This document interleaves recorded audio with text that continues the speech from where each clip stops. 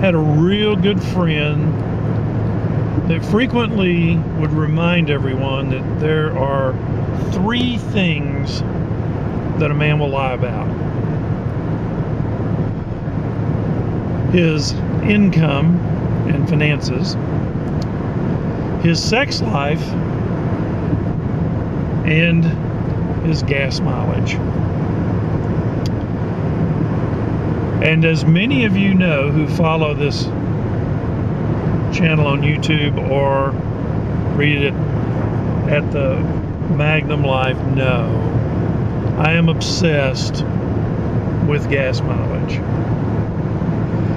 Good morning, I'm Larry Hendrick from the Magnum Life at www.themagnumlife.com. I drive a lot for a living, as regulars know. So affecting my gas mileage by a very small percentage can make a significant difference in how much fuel it takes me to operate each month. And since I bought my 2007 Dodge Magnum with the 3.5 liter high output V6 3.5 years ago, I now have 184,000 miles on Inara, and I have tried a lot of different things to bring the gas mileage up, as those who watch this regularly know.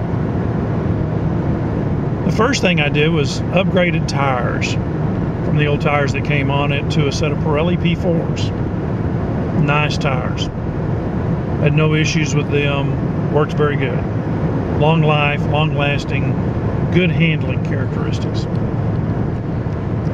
Then I installed a K&N filter in my air filter box. Not a cold air induction unit, but just that air filter. Then a little later upgraded to the Michelin Hydro Edge tires because they were supposed to have even a lower rolling resistance. Then went through 2 sets of treatments of the Z-Max gas and oil lubricant treatments. Then the latest thing I did was install a set of E3 spark plugs. Now obviously these have been done over the course of 184,000 miles, weren't all done at the same time. And I meticulously track all of my numbers, and it's like I've got good news and I've got bad news.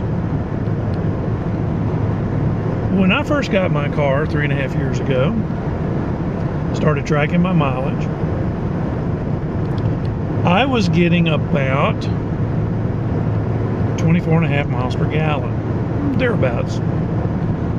Now this is in town, out of town, highway, cruise control, non-cruise, you know, just overall, over a course of time, tracking every drop of gas that went through and miles driven on a daily basis, ended up at about 24.5. It could have been 24.25.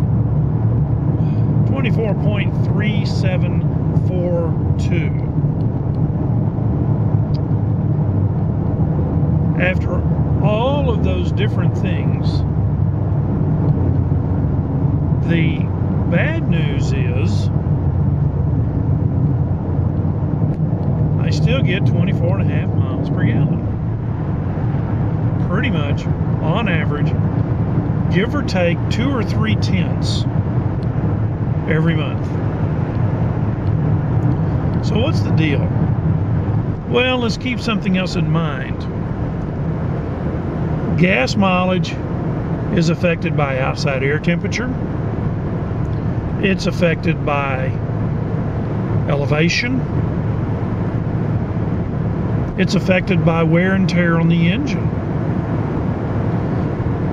So even though the bad news is that after all of those things, I'm still only getting about 24.5 miles per gallon, let me rephrase that.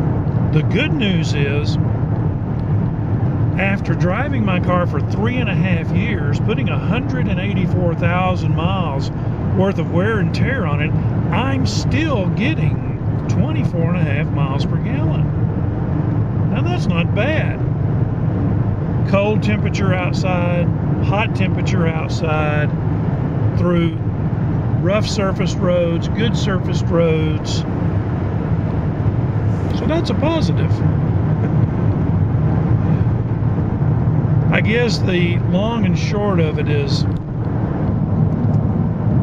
all of these things, as I've reported individually on them, do seem to have small effects over a small window of time. But over the length of time, the accumulated effect of all of them is really just to be able to maintain that new car gas mileage.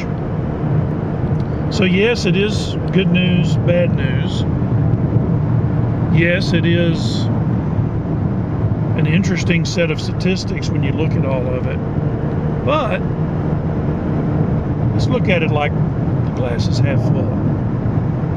And as always, let's be safe out there.